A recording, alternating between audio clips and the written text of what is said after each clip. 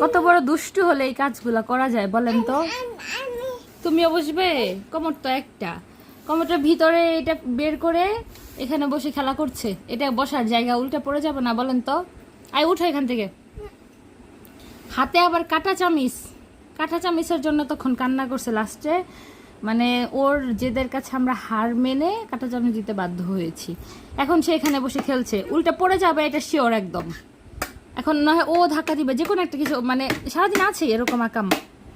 এগুলো আর ভাল লাগে না, মাঝে মাঝে রাগ হয়।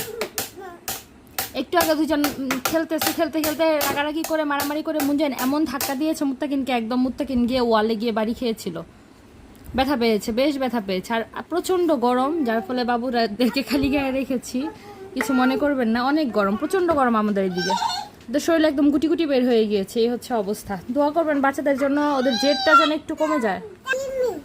ওটা নিয়ে টানাটানি কোনো ব্যথা লাগবে। উঠো মা, উঠো। বাবা তুমি এখান থেকে বের হও, মুত্তাকিন বের হও।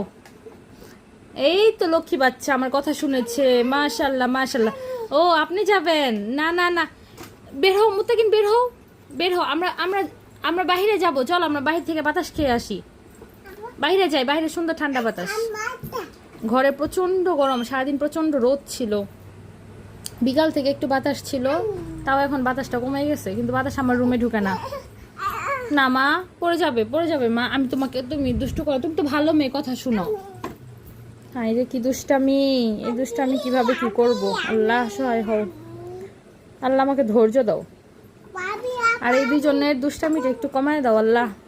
যত বড় হচ্ছে, যত দিন যাচ্ছে, তত ডেঞ্জারাস কাজ করে আর ব্যথা পায়। কি আর বলবো, সবাই দোয়া করবেন আমার বাচ্চাদের জন্য। আপনার